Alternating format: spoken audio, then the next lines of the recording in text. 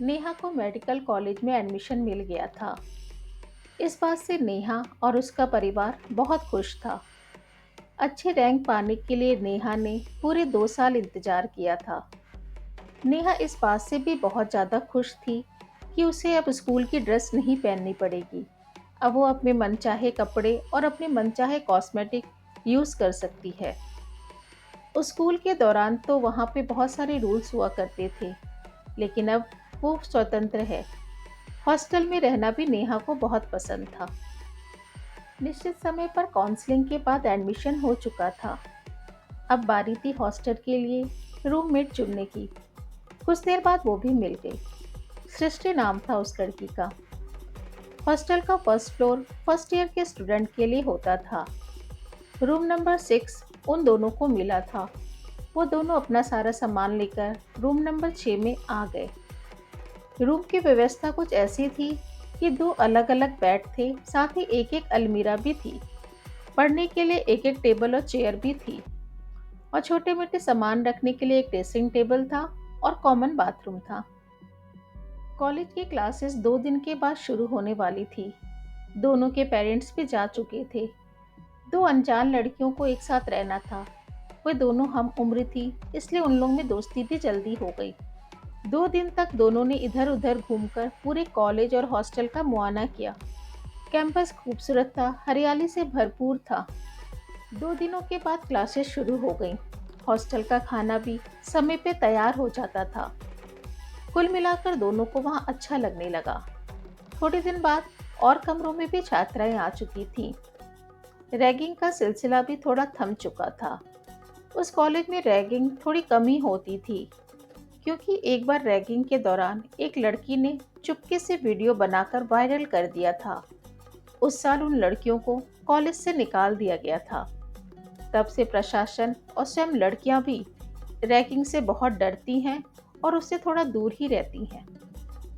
Hostel में रात में सोने से पहले नेहा अपना सारा सामान अच्छी तरह से रखकर सोती थी।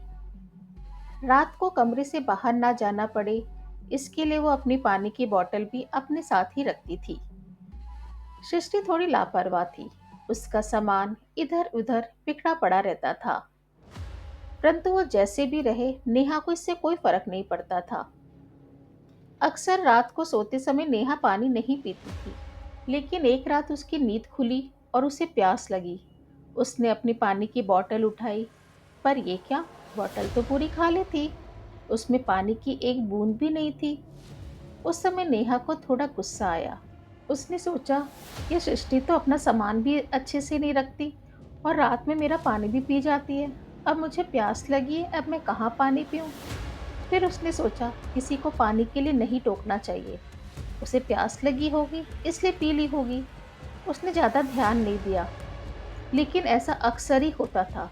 जब भी नेहा की रात में नींद खुलती और वो पानी ढूंढती, उसे पानी नहीं मिलता था। उसको अपनी बोतल हमेशा खाली मिलती थी।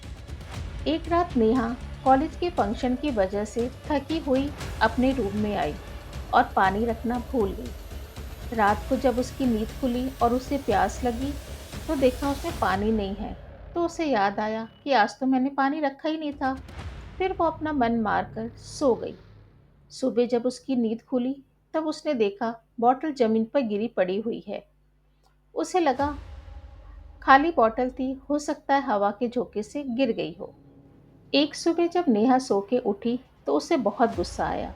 उसने देखा उसकी कंघी पर कुछ बाल लगे हुए हैं। उसका पूरा कॉस्मेटिक इधर उधर बिखरा पड़ा हुआ है।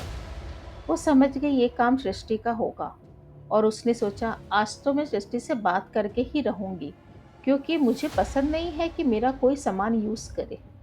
थोड़ी देर बाद सृष्टि घबराई हुई कमरे में आई और बोली, नेहा, मेरे घर से फ़ोन आया है। मेरी मम्मी सीरियस है। मुझे थोड़ी देर में घर के लिए निकलना होगा। मैं अभी वार्डन से यही पूछ के आ रही हूँ।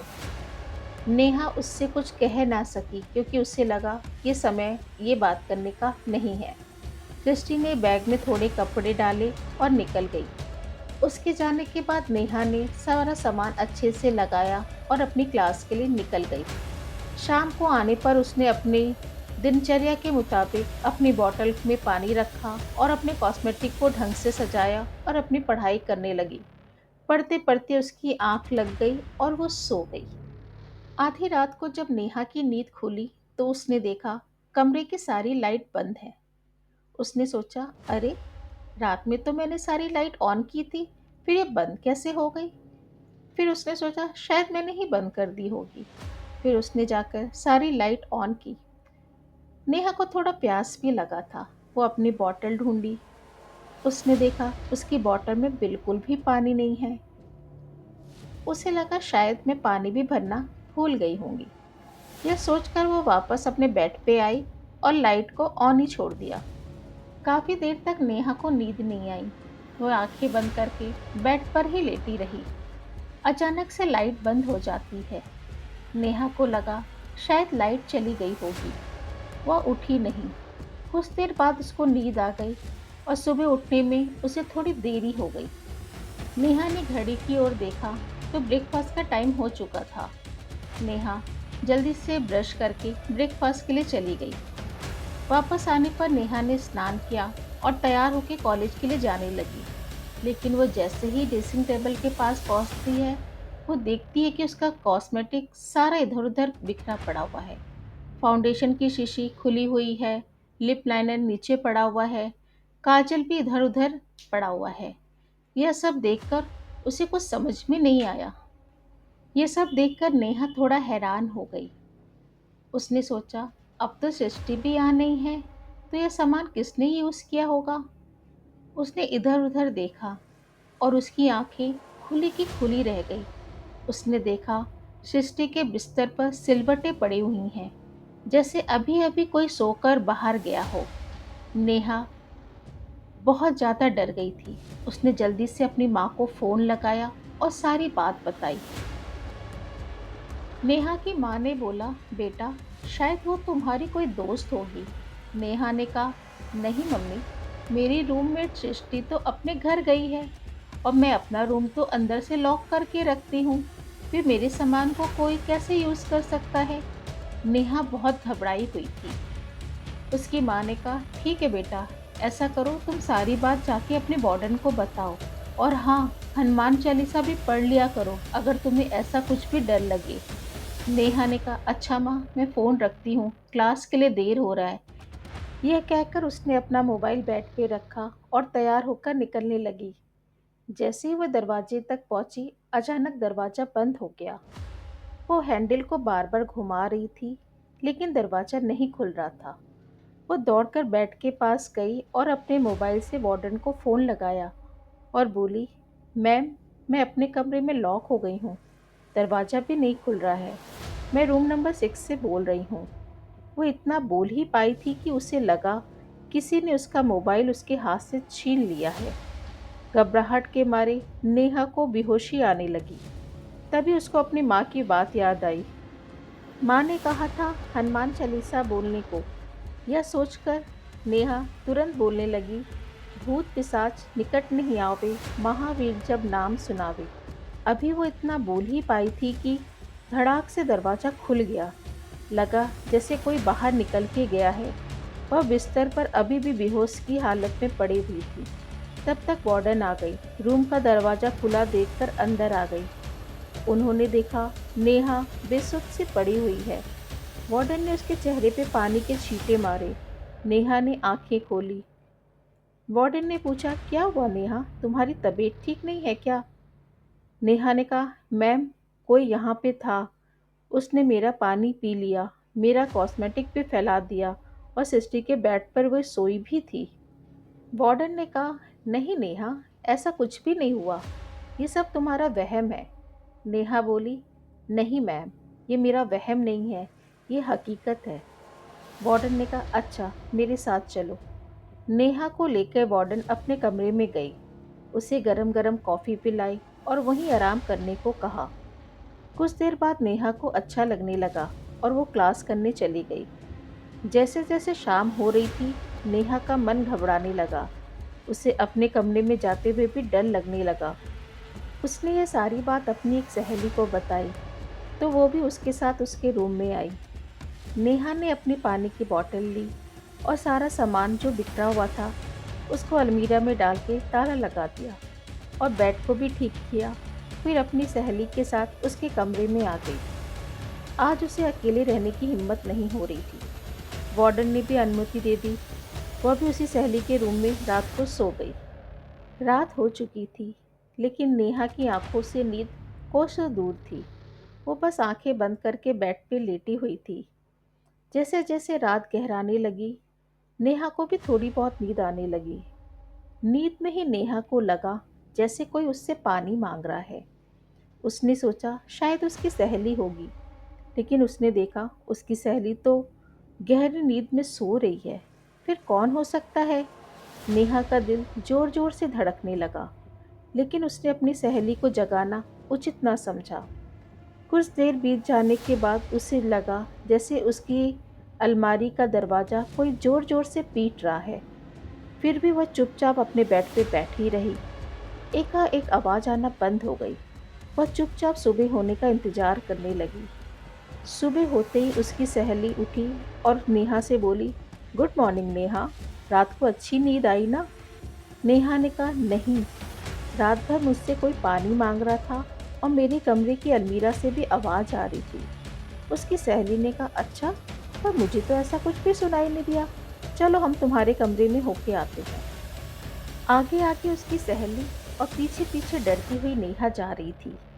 सहेली जैसे ही नेहा के कमरे के अंदर पहुंची, वो उल्टे पैर वापस आ गई। नेहा पूछी, क्या हुआ? क्या देखा तुमने अंदर? वो बोली, नेहा, आज भी बिस्तर पे सिलवटें पड़ी हुई हैं और तुम्हारी अलमारी का ताला टूटा हुआ है और वो ताला भी नीचे गिरा पड़ा हुआ है। दोनों सहेलियां दौड़कर वार्डन के पास आई और उन्हें सारी बात बताई।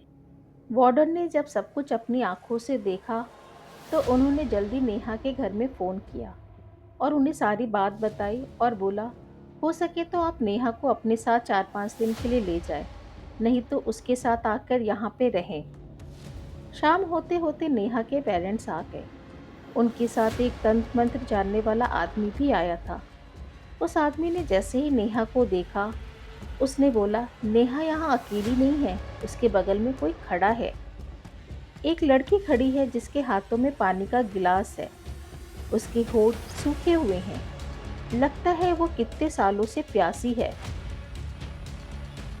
नेहा के पेरेंट्स और नेहा डर गए और बोले, अब क्या होगा? उस तनपन जानने वाले आदमी ने कहा, देखता हूँ। यह कहकर उसने अपने झोले से एक लकड़ी निकाली और उसे जलाया। वो लकड़ी जैसे ही जलाया, वो लड़की छटपटाने लगी और बोली, आग बुझाओ। वह जोर से चीखी। तनपंथ वाले आदमी ने कहा, नहीं, पहले सबके सामने आओ। वो बोली, नहीं, ये लोग मुझे मारेंगे। वो आदमी बोला, कौन मारेगा? वह लड़की बोली, वही जिसने मेरी रैगिंग ली थी। मुझे एक बिल्ली के साथ एक कमरे में बंद कर दिया था। तनपंथ वाला आदमी बोला, कहाँ है वो? वो लड़की बोली, यहीं खड़ी है हरे सूट में। वो आदमी बोला, ठीक है, पर तुम अब सबके सामने आ जाओ ताकि वो भी तुम्हें पहचान सके। वह तुम्हें नहीं मारेंगे, हम लोग हैं ना यहाँ पर। अचानक वहाँ पर हवा का झोंका सा आ गया और वह हाथों में गिलास लिए सामने खड़ी हो गई। हरे सूट वाली लड़की, जिसका अब फाइनल ईयर था, उसे देखते ही घबरा गई। उसे याद आया उसने उसे एक बिल्ली के साथ एक कमरे में बंद कर दिया था। उसके बाद कॉलेज में 1 वीक की छुट्टी हो गई थी और सभी अपने अपने घर चले गए थे। स्टोर वाले उस कमरे की ओर किसी का ध्यान ही नहीं गया था।